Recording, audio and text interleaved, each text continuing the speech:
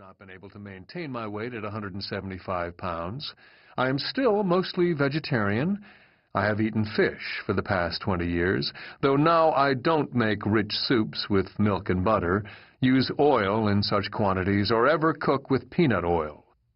I think I am wiser with age, and in general feel much happier now than I did when I was 29. That was a watershed year for me.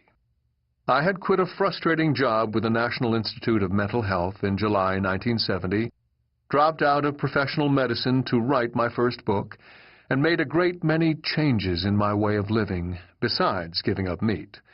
For the first time ever, I lived alone in a natural setting well away from a city.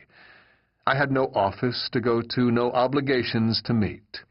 I began each morning with sitting meditation for as long as I could tolerate, which was not much in those days. I took long walks in the woods, practiced yoga postures in the afternoons, wrote and read on a variety of subjects that interested me, from Native American shamanism to mushrooms and other wild foods. By August 1971, I was nearing another transition. The New York Times article noted, Dr. Weil will be traveling to the Amazon jungle this fall for an extended visit to some primitive tribes on a fellowship from the Institute of Current World Affairs, a New York foundation. I held that fellowship from 1971 to 1975 and have written elsewhere about those travels. In another book, Spontaneous Healing, I described seeking out a shaman in Colombia during that period and explained that my studies of ethnobotany and medicine at Harvard made me want to see the rainforest, meet native healers, and try to understand the source of healing. Mostly I wanted to learn how to help people get well and stay well without using so many of the invasive and suppressive methods of conventional medicine. And I thought the knowledge I needed was to be found in remote mountains and jungles, far from classrooms and clinics. My plan was to go to southern Mexico to learn Spanish, then to make my way down to Colombia, Ecuador, and Peru to live with Indians and learn their ways with plants and healing. I knew this journey would be demanding, and when I first settled on the idea, I was in no way prepared, either physically or mentally, to undertake such an adventure. I had grown up in a row house in Philadelphia with little opportunity to spend time in nature, let alone in wilderness.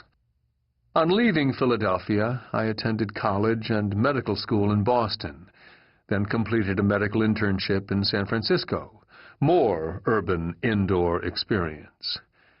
I was not very comfortable out of doors, being nervous about insects and wary of the sun, since I had fair skin that never tanned, only burned. I accepted this as an inherited trait that could never disappear. Although I was able to concentrate enough to handle schoolwork easily, I was restless, very susceptible to boredom, and I craved distraction. I was largely sedentary, hating exercise, and since I also liked to eat, I was overweight. My diet was free-form and thoughtless. I ate anything and everything in large quantities, including very high-fat foods. I was a frequent consumer of alcohol and Coca-Cola. Though I had no significant health problems, I knew from the way I huffed and puffed climbing stairs that I was not in good cardiovascular condition. I suffered from intense pollen allergies, mostly in the summer, and also had allergic reactions to a number of medications and some foods. Sometimes I would get hives for no apparent reason. On occasion, I got bad migraines. So it was clear that I was going to have to change in order to set out by myself for unknown lands and peoples in the Andes and the Amazon basin. Many of my friends could not imagine my doing any such thing, but I was determined to do so, because I believed it was the only way for me to become a true physician, one who could work with the healing power of nature. When I think back on all the changes I made in the year before I left the United States, I do not remember their being hard, even though I had to give up lifelong habits and adopt new ways of being. My memories of that year are of much fun and discovery, along with a gratifying sense of accomplishment. When I look at before and after pictures of myself, I am amazed at the difference.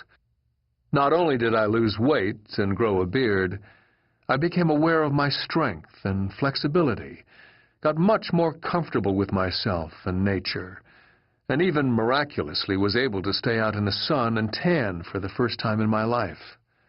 My allergies and headaches disappeared.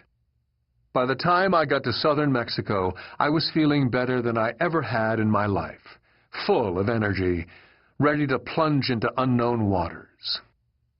My late friend and mentor, Norman Zinberg, a Harvard psychoanalyst, used to keep that photo of me from the New York Times, and a more recent photo, to refute those who complained to him that people could not change, and change permanently.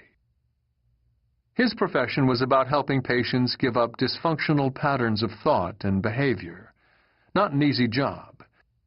As a physician and director of a university program in integrative medicine, I find myself in the same position.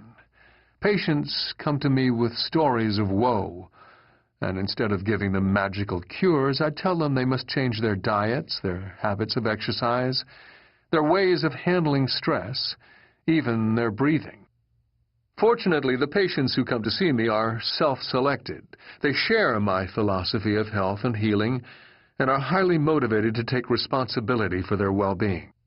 They are looking for advice about what to do, and when they get it, they will act on it. Unfortunately, most doctors deal with patients who are not so motivated and are instead looking for quick fixes, who would rather take a prescribed drug than change their behavior.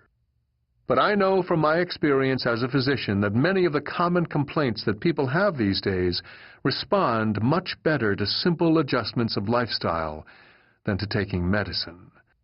You can certainly medicate yourself regularly with painkillers if you are prone to headaches, or with antihistamines if you have allergies, anti-inflammatories if you have arthritis, or sedatives if you can't sleep. But how much better it would be to solve those problems by modifying diet and patterns of activity and rest, and by using natural remedies.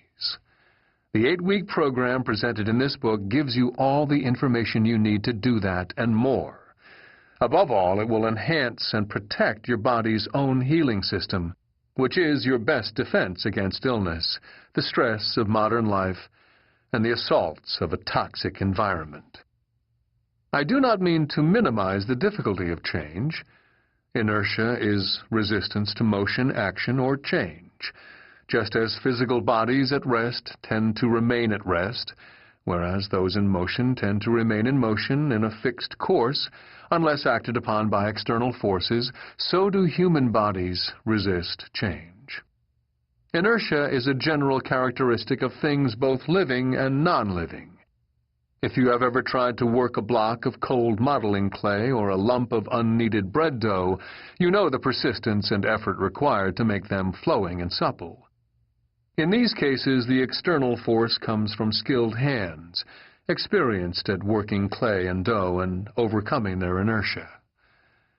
Many people want to remake their lives, but cannot imagine doing so without outside help. If only some skilled hands could apply the necessary force to get them going, they could do it, but on their own they remain in habitual ruts. The answer to this common problem is motivation. The very word derives from the Latin form of the verb to move. If you are motivated to seek better health, all that you need to achieve it is practical information. The 8-week program is complete and sufficient for you to reach your goal. If you are motivated to read this book and begin the program, you need no other outside help. Let me share with you some observations about the power of motivation to break even the most stubborn of unhealthy habits: drug addiction. Over the years, I have worked with many people who struggled with addictive behavior. Smokers, drinkers, compulsive users of cocaine, heroin, coffee, and chocolate, as well as compulsive eaters, gamblers, and shoppers. I have learned that any addiction can be broken if people are motivated to do so. Even addiction to a substance like heroin, a hard drug, drops away easily when users develop sufficient motivation to stop. The trouble, of course, is that therapists and programs cannot put motivation into addicts, and many addicts